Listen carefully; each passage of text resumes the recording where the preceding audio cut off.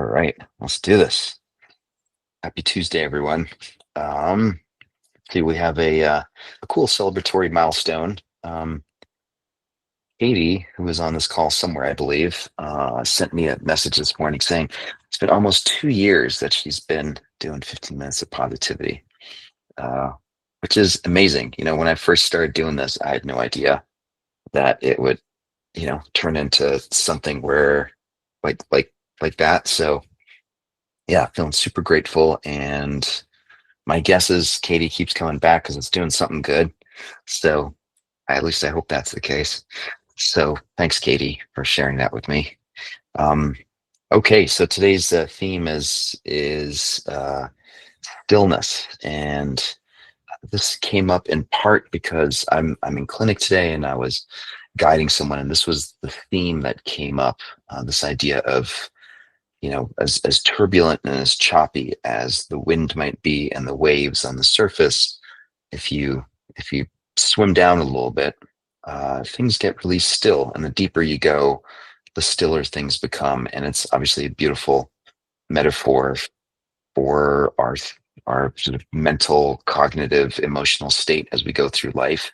If we can remember to stay connected with those deeper parts of ourself and all that turbulence up top, the news cycle, the person that just cut you off in traffic, the all those little things, they just become, little waves on the surface, but they don't define you. They don't sort of wreck your day. And so, the I think the skill to practice here is this constant returning, coming back to connecting with that stillness.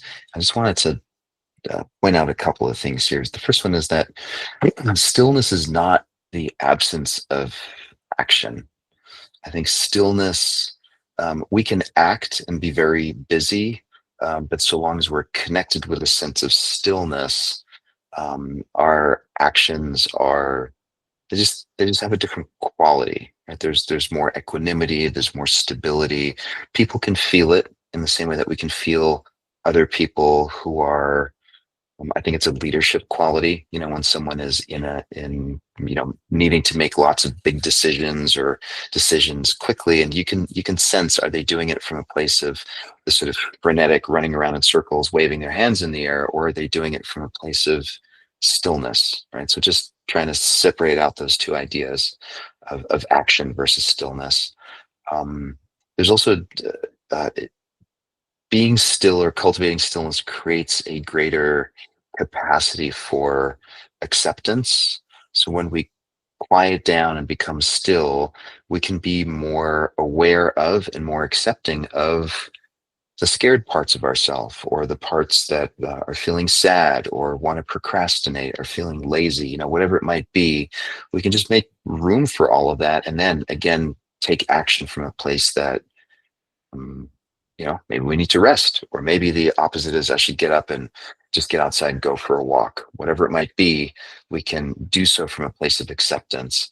And then it certainly also allows us to see things more clearly. Again, usually when things get hectic and busy, our judgment becomes clouded, and we knee jerk, and we do all kinds of things reflexively. And so this ability to just calm down, reconnect with stillness, allows us, I think, to just see things more clearly, take wiser actions, and so on. So hopefully I made it. That was a good pitch for why the next 10 minutes are worth our attention right now. So let's start by closing our eyes and then see if you can immediately drop into this, just drop down. So imagine yourself plunging into turbulent waters and just swimming down, and noticing how the deeper you get, the quieter things become, stiller they become.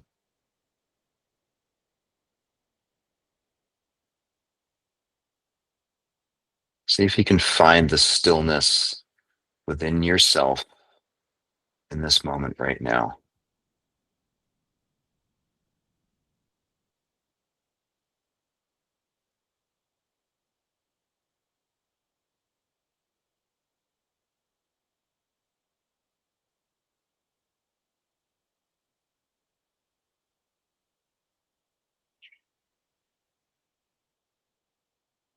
And there's an element of what I would call like an attitude, a relationship to that we can create. So it doesn't mean that there aren't waves on the surface, or that there isn't a lot of mental chatter or even emotions or sensations going on. It's just that we're able to connect with this deeper part and be able to distinguish between our essence and then these momentary experiences that are happening all the time.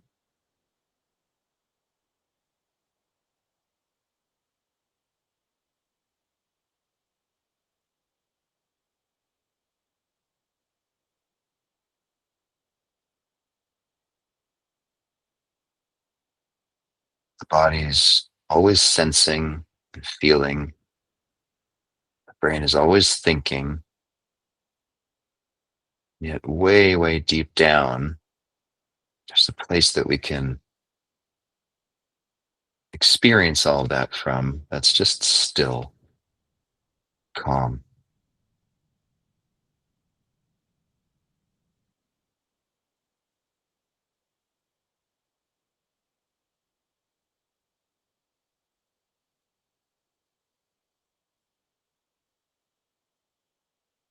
Imagine yourself breathing into that, a deeper part, and your breath may get slower, deeper.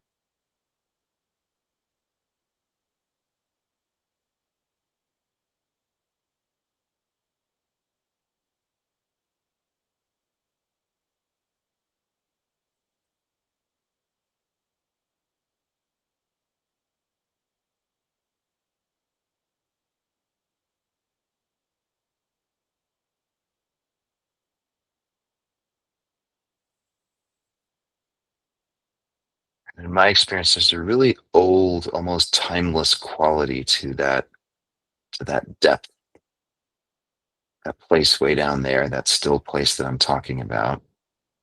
It's always been there. We just forget. It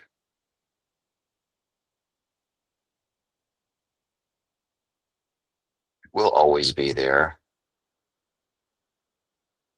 And the intention here is to see if we can be more mindful, just remember that it's there. It's from that place, our actions and our behaviors will be clearer, will be wiser, kinder.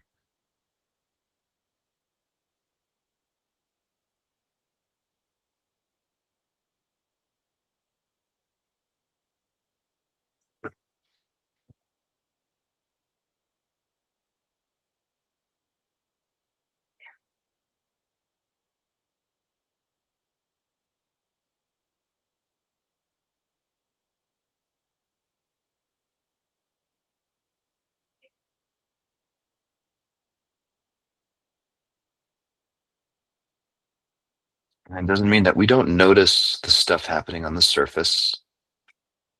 We have to live our life fully as humans. And so part of that is we get our feathers ruffled sometimes and things happen that are unexpected. That's totally normal.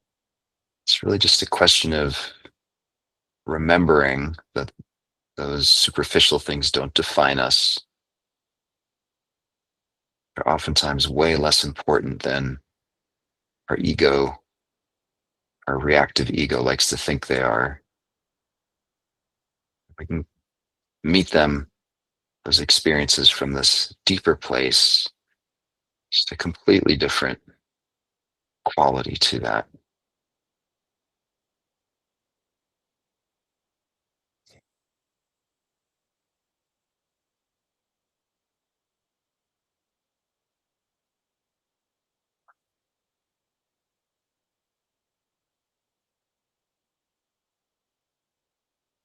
Remembering to breathe all the way down into the belly,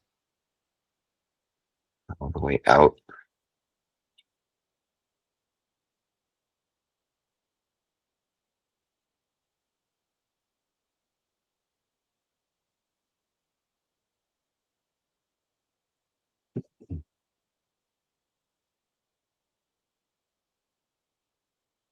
If you can, really take note of this experience. What's it like to be intentionally connected to this deeper part of you?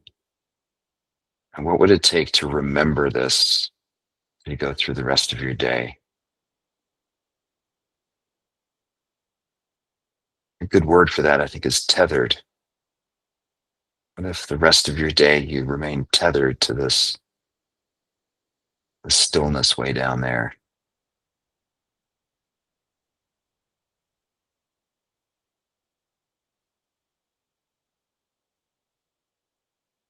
Hmm.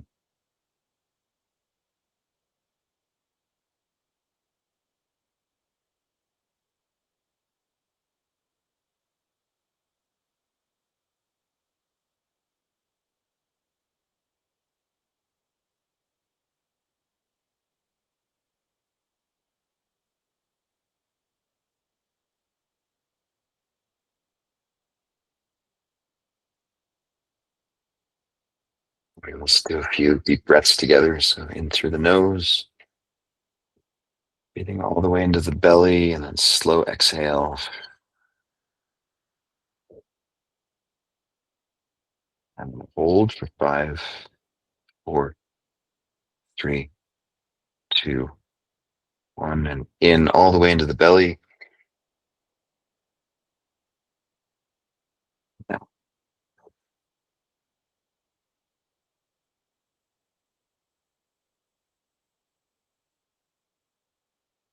hold for 5, 4, 3, 2, 1. Let's do one more.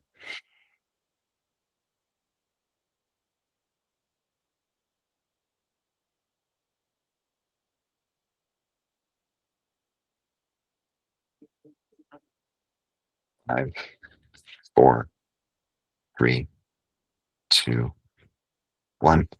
Right, open your eyes. I'll leave you with a humorous anecdote. Speaking of depths, this immediately came up to me when I was thinking of like the depths of the water. So my brother and I once we met up in Hawaii and we wanted to go scuba diving. And unfortunately, when you go scuba diving on your vacation, like there's a day when you can go scuba diving. It's not like you wait for the best conditions. So we went out and it was so choppy up top and so windy. I've never felt so seasick and so nauseous in my life before. And so really I just put on the tank and all I wanted to do was just like get down to the bottom so I could sit on the sand in at the, whatever, in like 35, 40 feet of water. And nonetheless, I got really seasick and I ended up vomiting through my regulator. And I got probably the best like front row seat to a fish feeding frenzy, the likes I've never seen before. And I don't ever want to experience that again either. So that's my humorous story for the day. Take care, everyone. Hope to see you guys tomorrow. Bye.